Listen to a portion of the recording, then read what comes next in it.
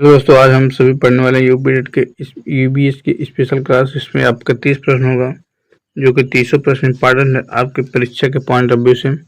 तो यह प्रश्न परीक्षा में 100% पूछे जाएंगे। अगर आपका यूबीएस कमजोर है तो आप सही क्लास में हैं। तो आइए देखते हैं। आज का पहला प्रश्न है कि विश्व पर्यावरण दिवस कब मनाया जाता है। सबसे पहले प्रश्न पूछा है आपसे। तो विश्व पर्यावरण दिवस आपका 5 जून को मनाया जाता है। कब? 5 जून को। अगला प्रश्न पूछे तो ओजोन परत किन किरणों को अवशोषित करती हैं। तो ओजोन परत आपका पराबैंगनी किरणों को अवशोषित करते हैं। अगर यही पूछ लो ओजोन परत की मोटाई किससे मापते हैं, तो डाप्सन से मापा जाता है। किससे? डाप्सन से मापा जाता है। अगर ओजोन दिवस पूछ लिया आपसे तो 16 सितंबर को मनाया जाता है। कब? 16 सितंबर को हम लोग ओजोन दिवस के रूप में मनाते हैं। अगला प्रश्न है कि ध्वनि प्रदूषण किससे मापा जाता है। तो ध्वनि प्रदूषण आपका डेसीबल में मापा जाता है। किसमें? डेसीबल में मापा जाता है।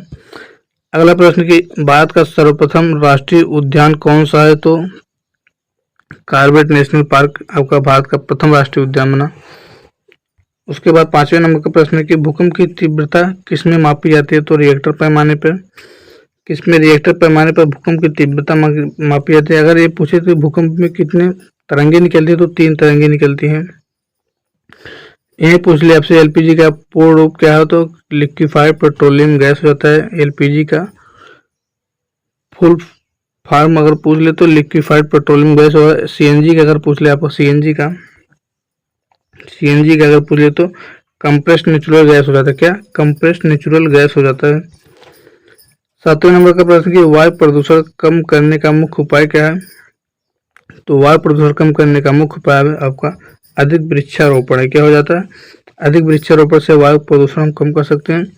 उसके बाद अगला प्रश्न 8वें नंबर का है कि ओजोन परत की रक्षा कौन सा स्तर करता है। तो आपका ओजोन स्तर, जो कि समताप मंडल में पाया जाता है। किसमें? समताप मंडल में पाया जाता है। और ओजोन की मात्रा किसमें नापते हैं। तो डाप्सन में नापते हैं। डाप्सन में। और ओजोन दिवस आपका 16 सितंबर को मनाया जाता है, जो कि इम्पोर्टेंट है तीनों प्रश्न।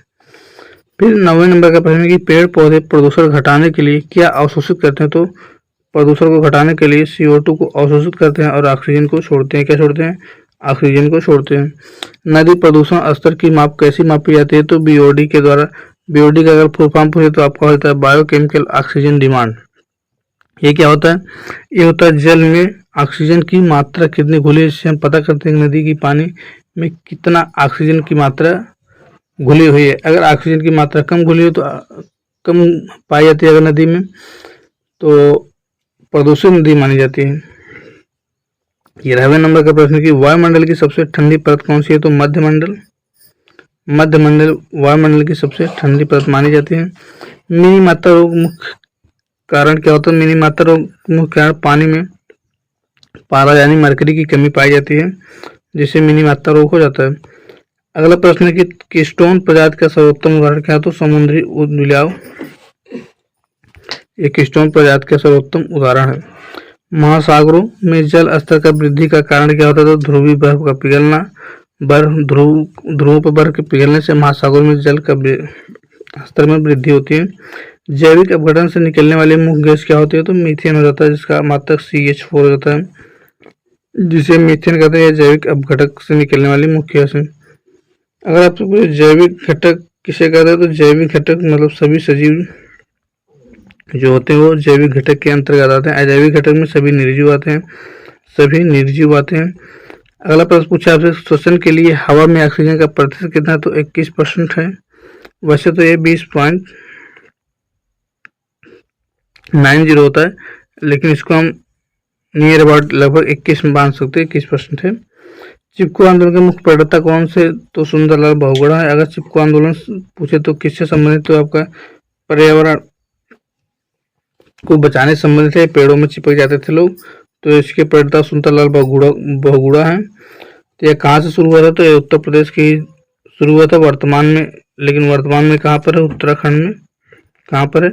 उत्तराखंड में, क्योंकि उत्तर प्रदेश से उत्तराखंड सन 2000 में अलग हो गया था। तो वर्तमान में अगर आपसे पूछे चिपको आंदोलन कहाँ से शुरू हुआ, तो उत्तराखंड से शुरू हुआ।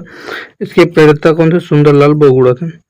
पर्यावरण दिवस का उद्देश्य क्या होता है। तो पर्यावरण जागरूकता को बढ़ाने के लिए पर्यावरण दिवस मनाया जाता है। पर्यावरण दिवस, विश्व पर्यावरण दिवस आपका 5 जून को मनाया जाता है, जो कि पहले प्रश्न पे पढ़ चुके हैं आप सभी।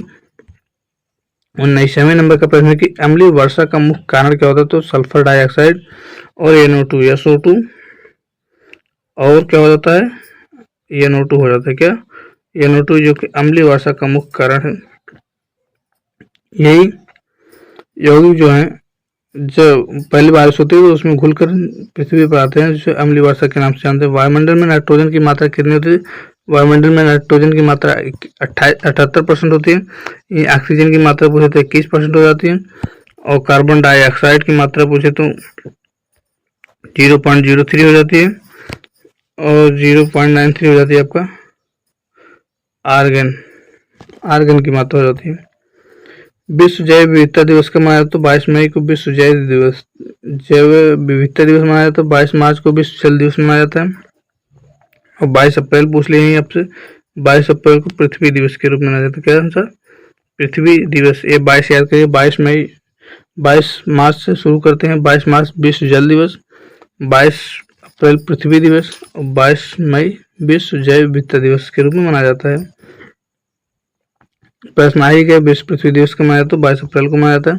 ओजोन परत की रक्षा समझौता क्या है? तो मॉन्ट्रियल प्रोटोकॉल किससे संबंधित है? आपका ओजोन परत से संबंधित है। नीरी जो पर्यावरण शोध संस्थान कहाँ पर स्थित है? तो आपका नागपुर में।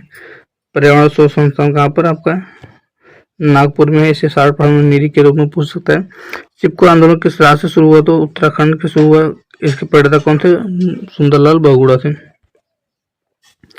5वां पूछा गया 27वां प्रश्न है कि पारिस्थितिकी तंत्र के जनक कौन है? तो एजी टांसले हैं। और सिर्फ प्रथम पृथ्वी सम्मेलन कब हुआ? तो 1992 में। कब किसने की? तो रियो डी जेनेरियो ने की थी। 29वां नंबर का प्रश्न, वन जीव संरक्षण अधिनियम कब आया था? तो 1972 में। 1972 में ही आपको 1973 में आप बाघ प्रोजेक्ट टाइगर शुरू हुआ था। 1973 में शुरू हुआ था। और वन्य जीव संरक्षण अधिनियम कब आया? तो 1972 में आया था। तो दोस्तों यह आपके लिए 30 प्रश्न थे, जो कि मोस्ट इम्पॉर्टेंट है, हर साल पूछे गए प्रश्न है और पूछे जाएंगे भी। तो आपको क्लास कैसी लगी? क्लास को लाइक कर दीजिएगा। चैनल में नए हो तो चैनल को सब्सक्राइब कर लीजिए, क्योंकि नेक्स्ट क्लास अब कल नहीं परसों होगी। तब तक के लिए राधे राधे राम।